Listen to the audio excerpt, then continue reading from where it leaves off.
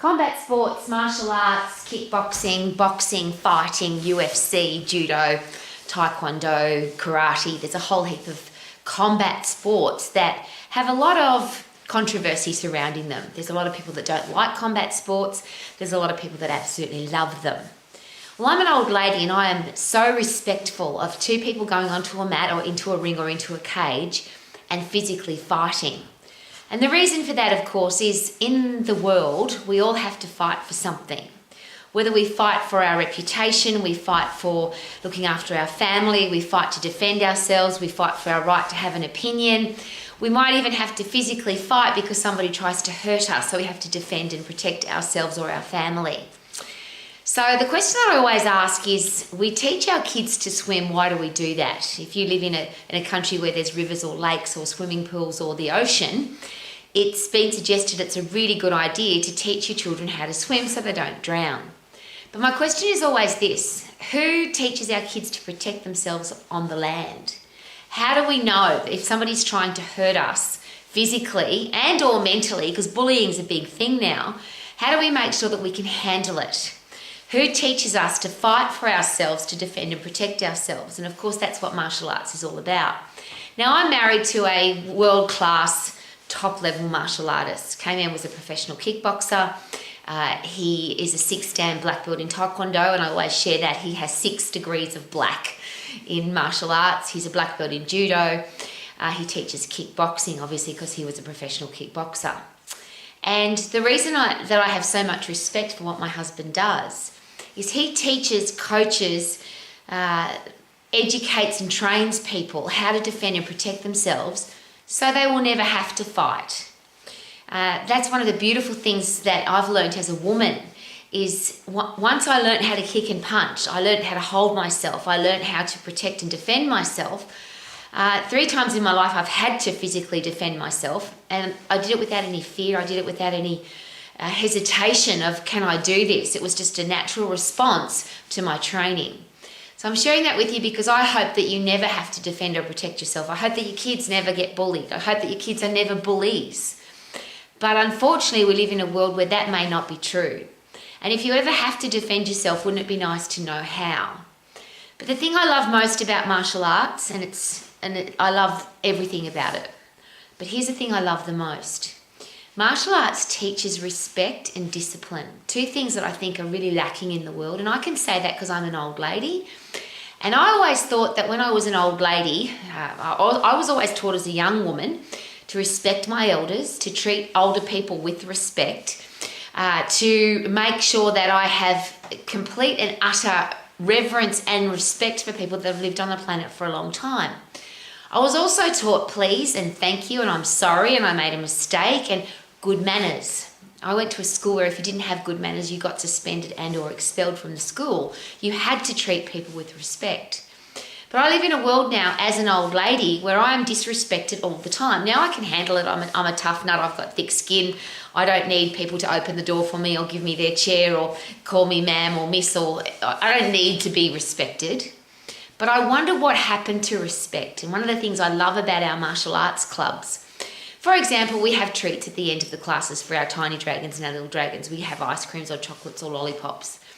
And our kids have to say please and thank you. Please can I have and thank you for giving me. They have to bow when they come onto the mat because this is a place of respect. So you bow to show your respect for the courage it takes to come onto the mat. And just as a side note, the thing I really love about martial arts, because it's 2 people going into a cage or onto a mat or into a ring, is 2 people go in and 1 person wins. You have to defend and protect yourself. You have to fight for yourself. It's one of the reasons I don't like team sports. Doing team sports when I was growing up, if I played well and we lost, I hated that. I put in 100% effort and we lose, I hate that.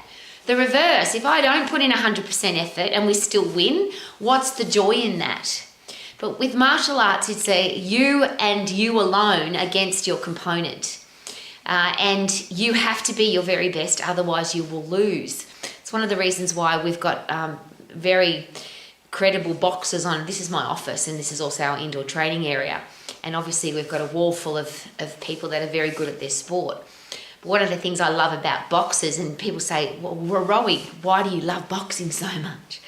Because two people go onto a ring, onto a mat, and one of them wins, and one of them has to believe that they're the best, and they have to make sure that the other person believes that they're the best. It's the ultimate in self-esteem and self-confidence and courage, and things that I think our kids just seem to be lacking. We've got kids that cry at the tiniest little thing.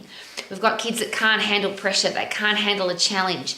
They sook and whinge and moan and complain over the littlest things. But when you learn how to fight, and obviously when you fight, there's going to be some pain. If you get kicked in the shin or you get punched in the face, and that happens in fighting, but it causes you or forces you to be stronger. You have to get stronger or you fall down. And we live in a world now when people get knocked down, they tend to stay down, or they stay down for a very long time. I would like our kids to know that they don't need to fall down at all. Stand up and fight for yourself. And if you do fall down, make sure you get up really quickly. And that's, again, one of the beautiful things about martial arts on a mat, in a ring, in a cage. If you fall down, you have to get back up really quickly. I'm sharing all of that with you because I would like to live in a world where people have discipline and respect. Discipline is doing what you should do when you should do it, even if you don't feel like it. And respect is, for me, three things. Respect for yourself, respect for other people, and respect for your environment. If we have respect for ourselves, we wouldn't have any challenge, would we, with people being fat or sick or diseased or all the things that are caused by being inactive or eating crappy food. Because if you have respect for yourself, you are going to be fit and strong, and you're going to eat healthy food because you respect your own body. You're going to sleep deeply, you're going to drink water, you're going to get fresh air and sunshine because you have respect for yourself. If you respect other people, then things like please and thank you and I'm sorry and I made a mistake and treating people beautifully are just going to be normal, because that's what respecting other people is all about. And if you respect your environment, and I get disappointed most days now, when I have to go out into the world, I go to a public toilet, it's filthy. I see graffiti on a building, I see rubbish on the ground, I see things that are dirty and messy and disorganised because people don't have respect for their environment. If you have respect for somebody else's things, you won't draw on their building, you won't litter on the ground. We always share this at martial arts. Where does the rubbish go? It goes in the rubbish bin. That's what rubbish bins are for. I always tell a very fun story. I was on the Gold Coast. We used to have a face-to-face college on the Gold Coast in Surfers Paradise. And I came out of the building one evening and there was a car in front of me, and it stopped at the traffic lights, and a big pile of McDonald's wrappers came out the window. They just threw them on the ground. Well, I've been to countries where throwing rubbish on the ground is normal, and I don't want to live in a country like that. So I got out of the car, picked up the McDonald's wrappers and put them back in the window. What was really interesting about that story, though, is that the kids in the back of the car said, "Dad, we told you not to do that." Interestingly, the respect for the environment was coming from the children, not from the parent. Now, I don't want to be judgmental of anybody. That's not my role.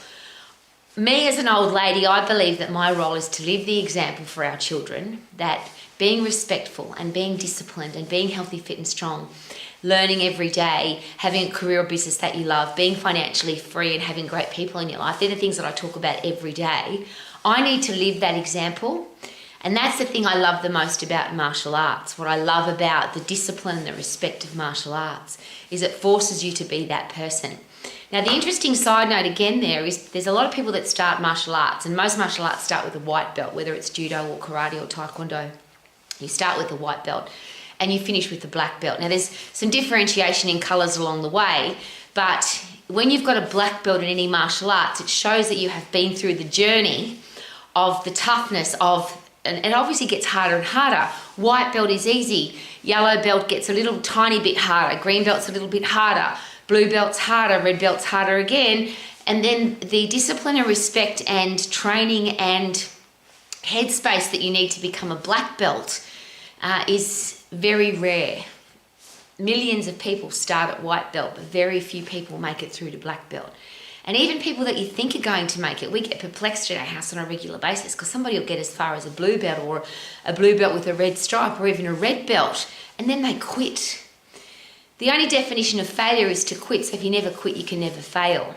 And that's the thing I love about people. When you hear somebody say, I've got a black belt in Taekwondo or a black belt in kickboxing or a black belt in judo, it shows that you've been through a journey of discipline and respect and hard training. And I wish that for the world. Now, I can wish as much as I want to. I'm an old lady and I can't make things happen.